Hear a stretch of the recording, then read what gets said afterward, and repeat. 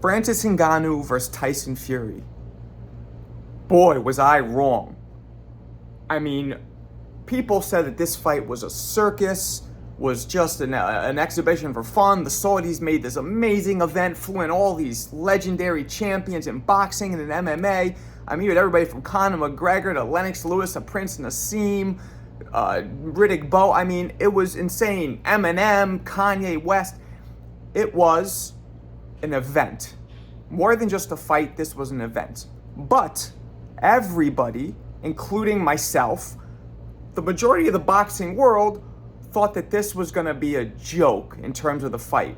Criticism. Why is Tyson Fury fighting Francis Ngannou? After just fighting two relatively easy, so to speak, opponents, White and Chisora, now he's going to somebody who's never had one fight. Francis Ngannou has never had one professional boxing match ever.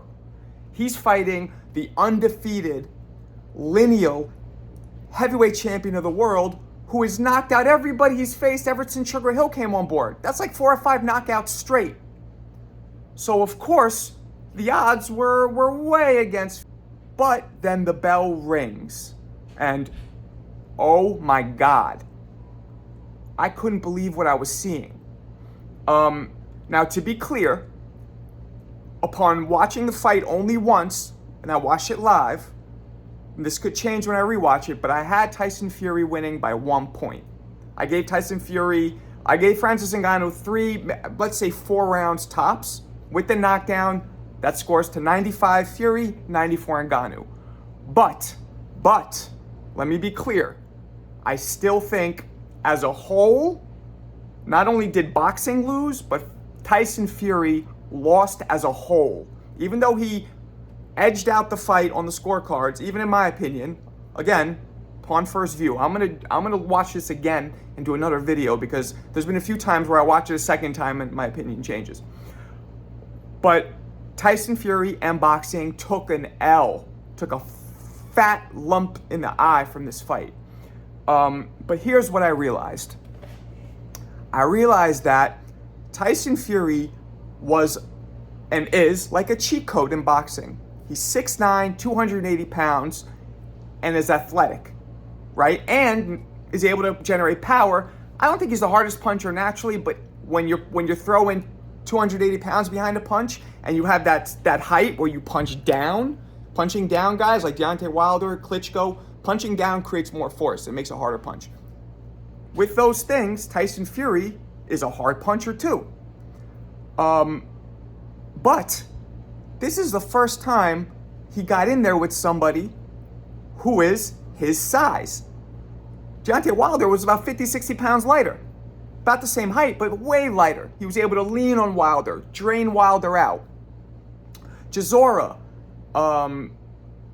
White, way shorter, way lighter. Lean on him.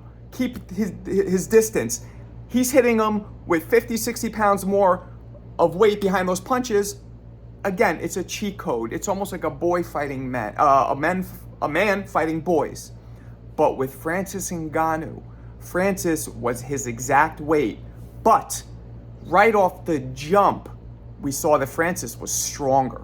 Not only did he hit harder, but he was physically stronger. Tyson could not hold or lean on Francis once. Francis would quickly push him off or hold him harder or throw him off and hit him. And what Francis did, which was amazing, was Francis was a very skilled counter puncher. Francis sat there, took no initiative and waited for Tyson to come. And because of his years growing up in Cameroon and he's a gangster, and also his years in MMA, Ngannou did something that nobody else did. He wasn't scared to exchange with Tyson. He'll take one to give one.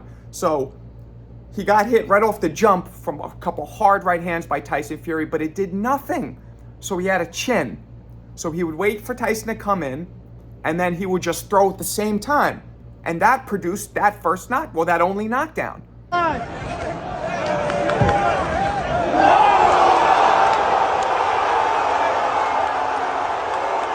He was like, you could come in, I'm standing right here, and I'm throwing at the exact same time, and let's see which punch does more.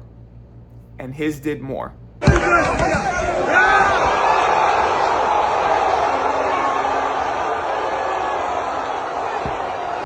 So Tyson Fury was unable to hold and to wear this man down.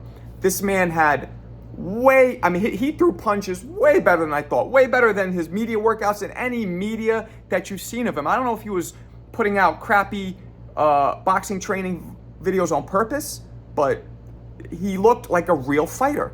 Nothing about Francis Ngannou didn't look like a real fighter, except for that final Superman hop in the air and punch, which I don't know what that was, but that's maybe an MMA thing. I don't really watch MMA.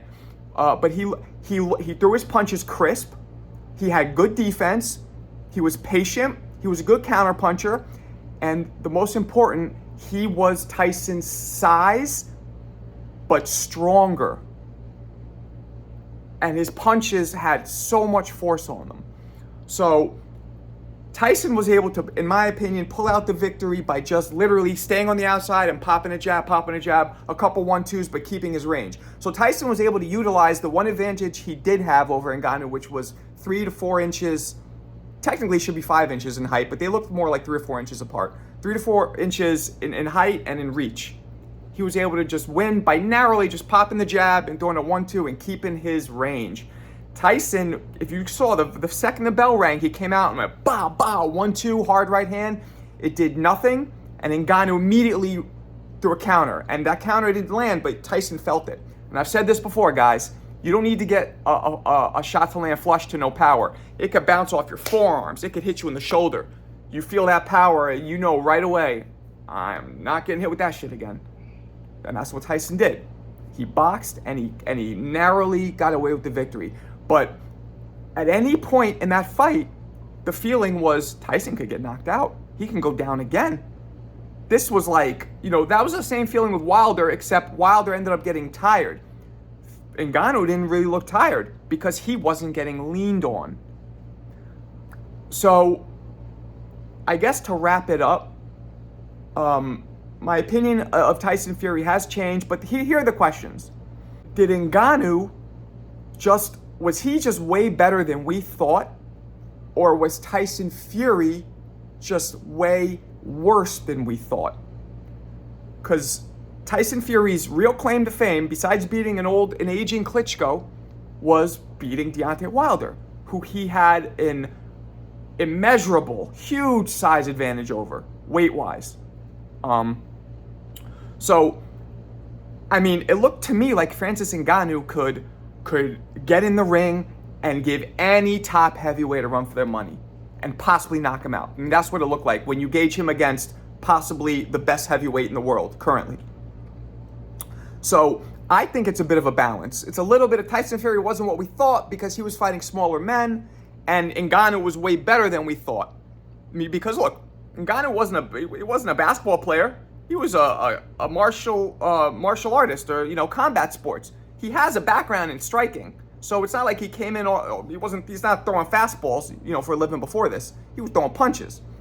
The real question is, does Tyson Fury still dominate the rest of the heavyweight division because nobody else is that size? Nobody is that size and that strong as Ngannou right now in the heavyweight division. So can he still dominate the rest of the heavyweight division, or does Francis Ngannou come on the heavyweight scene and win all the titles?